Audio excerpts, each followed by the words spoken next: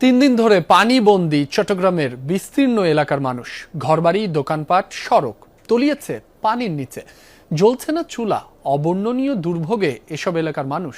বৃষ্টি কিছুটা কমায় আগের দুদিনের মতো ভয়াবহ জলাবদ্ধতা না হলেও পানি সরেনি অনেক এলাকার। শহরের বাইরে 16টি উপজেলার বিস্তীর্ণ নিম্নাঞ্চল প্লাবিত।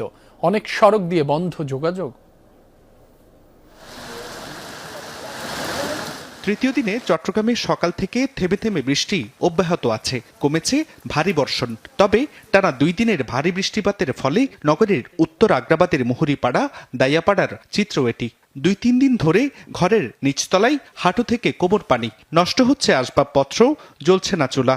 বাসিন্দাদের ভোগান্তির শেষ নেই। কালকে রাত থেকে এখানে আমরা পানি হিসতে আমার সব ইয়ে করতে পানি শেষ করতে পারতেছি না। ব্যবসা বাণিজ্য তো নাই, আর মালটালো ক্ষতি তো হবে। 7 দিন ধরে এখন দোকানদারি করতেছেন, অনেক জিনিসপত্র ক্ষতি হয়ে গেছে ভাই। ব্যবসা বাণিজ্য বিলকুল নাই, এখন দেখেন সব জায়গায় পানি। আমাদের দুর্ভাগ্য, আমার কোনো মেয়র, কোনো মন্ত্রী, কোনো দেশপ্রেম নাই, আমাদের প্রতি কোনো মায়া মমতা নাই। আমরা যে কত কষ্ট, বাসা থেকে বের হতে পারি না, এক পোল পানিতে বন্দি। আমরা এখন প্যারালাইজড হয়ে গেছি। অনেক বছর ধরে দেখতেছি শুধু এভাবে পানিকে পানি, একটু সমুদ্রের মতো হয়ে যাচ্ছে। কি কাজ করতেছে আমি বুঝতেছি না, এগুলা কোনো ধরনের কাজ হচ্ছে না। বারবার আমরা সড়ক বহর জনগণ সবে ভোগান্তির মধ্যে আছে।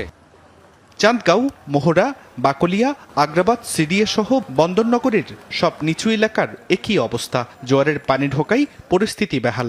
দোকানপাটে পানি ঢুকে নষ্ট হচ্ছে মালামাল। রান্না বান্না, খাওয়ার থেকে শুরু করে বিশেষ করে বাথরুম, টয়লেট, এটা বিশেষ করে এগুলো নিত্য প্রয়োজনীয় জিনিস। এগুলোর মধ্যেই পানি। তো আমরা কই যাব, কোথায় যাব? ঘরের ভিতরে যা আমাদের মাল সাবান খাওয়া, তো আমাদের সব কিছুই কষ্ট। রান্না করতে পারতেছি না, খাইতেও পারতেছি না। আমরা এই বাজারে বুট মুড়ি চিরা যা আছে এই টুকটাক খাবার খাওয়া চলতেছি। পানির জন্য তো আমরা কষ্ট পাইতেছি। আমাদের যারা নিচতলা থাকে বা টিন শেড ঘরে থাকে, তাদের তো রান্নাবান্না আছে 3-4 দিন বন্ধ। এমন কোনো বাড়ি নেই যে বাড়ির নিচতলায় পানি উঠেনি।